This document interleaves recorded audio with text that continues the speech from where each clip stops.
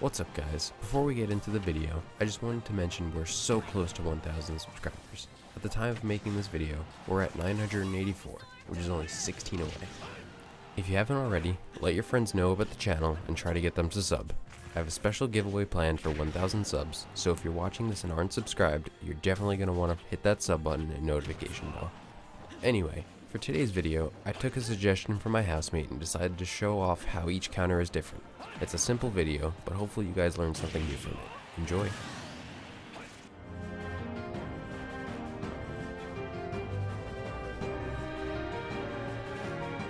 First up we have Lucario. His counter is pretty straightforward, but thanks to his aura mechanic making him stronger, beginning at 65% and getting to max aura at 190%, it gets a bit more interesting. Aura increases his damage dealt and knockback dramatically, so be careful of getting hit by him at higher percents. After landing his counter, you can choose to attack from the left or the right.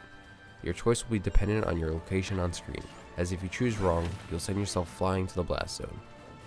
Greninja has a pretty unique counter, in that you can choose which direction to attack from, whether it be up, down, left, right, or even diagonally. If you use counter downward, you can spike your opponent, but be careful because you can SD this way. If you counter upwards near the ceiling of the stage against an aggressive opponent, you can get some pretty early kills too thanks to the knockback being upwards. Marth, Lucina, Roy, Chrom, and Ike pretty much have all the same counter. The only difference between them is how much damage and knockback they have. Something to note, however, is that unlike most of his other moves, Marth's counter does not have a tipper. King K. Rool is a pretty different counter compared to most of the cast. He counters using his stomach, and this can reflect projectiles as well. Peach and Daisy summon a Toad to shield themselves, and if attacked, Toad will shoot spores back at the attacker. Shulk's counter deals different damage and knockback based on what Monado art he has active.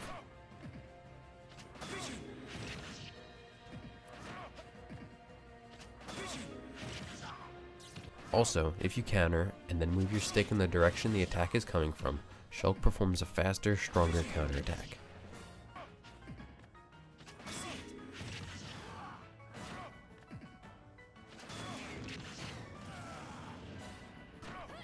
Unlike most other counters, Corrin's counter has vertical knockback rather than horizontal knockback. Also, it has a pretty large area of effect around Corrin. Like King K. Rool, Palutena's counter has two effects. It functions as a regular counter, as well as a reflector. While Little Mac's counter seems like a regular boring counter on the surface, it can potentially save him from being a 4-glory Little Mac. When he's off stage, if the opponent jumps off to attack him, it can give him a little bit of air movement, so use that to your advantage. Mii Swordfighter's counter is similar to Corrin's in that it sends the opponent upwards, although it does not have a large area of effect to accompany it. Mii Brawler has a unique looking and acting counter. It's effectively just a regular counter, but it sends the opponent behind you instead. The animation also just looks pretty cool. It's like a grab into a back throw all at the same time. Oh yeah, I should also mention that it kills at around 35% against a fully charged smash attack. Well, that wraps up every character that has a counter so far, minus DLC. Thank you guys so much for watching. Just as a quick reminder, don't forget that I'll be doing a cool little giveaway to celebrate 1,000 subs. If you're new, you definitely don't want to miss it, so hit that subscribe button and turn on post notifications. And I'll see you guys next time.